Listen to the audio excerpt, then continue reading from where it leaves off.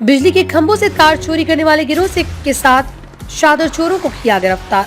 आरोपियों के कब्जे से चोरी किया 10 कुंतल बिजली का तार, 2 अवैध तमंचा, 3 चाकू, 1 कार, 1 छोटा हाथी पिकअप, तार काटने के उपकरण बरामद। चलती हाई टेंशन विद्युत लाइन से बिजली का तार चोरी किया करता था गैंग। चोरी किए तारों की लाखों रुपए में है कीमत। मुखबिर की सूचना पर थाना छतारी पुलिस ने नागलिया बम्बा चौराहा गोंधा बम्बा पट्टी से गिरफ्तार किया। इस तरह से चोरी की वारदात को अंजाम दिया करते थे और इनसे क्या क्या बरामदगी हुई है और कब से ये इस काम को करते थे? ये स्वाट प्रभारी मोहम्मद असलम और छतारी थानाध्यक्ष जो संदीप, ये ज्वाइंट ऑपरेशन में एक तार चोरों का बहुत ही बड़ा गिरोह 7 लोग जिसमें शामिल हैं, उनको गिरफ्तार किया गया है। इसमें रहने वाले जो अपराधी हैं वो अमरोहा के हैं, कानपुर देहात के भी हैं और दिल्ली के और अपने बुलंदशहर के भी शामिल हैं। ये सब वैसे इनका जो असेंबलिंग पॉइंट है वो दिल्ली में ही था, जहाँ एक साथ हुए और इन्होंने फिर तार चोरी की घटनाएं किया। इन्होंने कई घटनाएं खुर्जा देहात में, डिबाई में और छतारी में, साथ में अलीगढ़ के छर्रा थाने में भी किया। इसके संबंध में छर्रा में भी, छतारी में और हमारे जो एंटी पावर थेफ्ट के थाना है, इस पर कई मुकदमे दर्ज हुए। ये बेसिकली डेड लाइन्स जो हमारी होती थी किसी वजह से, या जो लाइन हमें अभी जो नई लाइन बिछाई जाती थी उनके तारों को चोरी करते थे और ले आकर के दिल्ली में बेच देते थे इसको। इस घटना में जो ये प्रयोग में लाते थे कार, वो भी बरामद हुई है। इनके पास से फैक्सवैगन पोलो कार है और साथ ही जो इनके जिस पे गार्ड तार ले आया करते थे वो छोटा हाथी, वो भी बरामद हुआ है।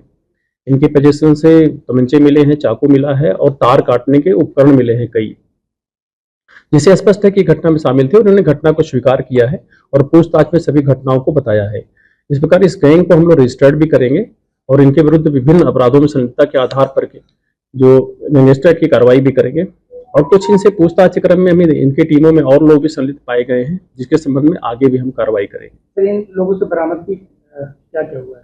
इनसे जो बरामद हुआ 10 कुंटल तार बरामद हुआ है, जो कटा हुआ है विभिन्न घटनाओं से संबंधित। एक कार मिली है इनके पोजीशन से, एक छोटा हाथी मिला जिसपे ले जाया करते थे, तार काटने के विभिन्न उपकरण मिले हैं, चाकू मिला है, 2 तमंचे मिले इनके पोजीशन से। कितने समय से सर ये वारदात को अंजाम दे रहे थे? पीछे घटनाएं तो ये लंबे समय से कर रहे थे।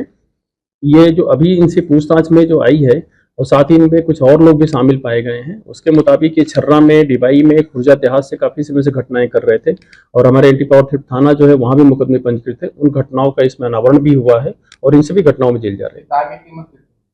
ये डिफरेंट जैसे इनको मिलता है, वो एक्चुअली उसको बीच से निकाल लेते हैं। कापर है तो वो महंगा बिक जाता है, अलग कर लेते हैं, एल्युमिनियम को अलग कर लेते हैं और ले आकर के वहाँ पे गला करके उसको फिर उसी धातु के रूप में बेच देते हैं। तार चोरी की जो वारदातें हैं बहुत लंबे समय से चली आ रही हैं, तो ऐसे में खुलासा हुआ है, तो जिस टीम ने इसका खुलासा किया है तो उस टीम को प्रोत्साहन टीम ने बहुत अच्छा काम किया है।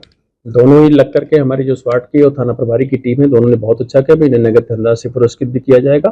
और तार चोरी की जो पिछली घटनाएं कुछ ही थी जो ये इसमें अनावरण हुई है, इसके पहले भी एक गैंग पकड़ा गया था जो कि पहले जेल गए थे, तो उसमें ककोड़ के सिकंदराबाद साइड की कुछ घटनाओं का अनावरण हुआ था। वो भी उस गैंग में भी वो नोएडा और गाजियाबाद और दिल्ली से संबंधित लोग थे।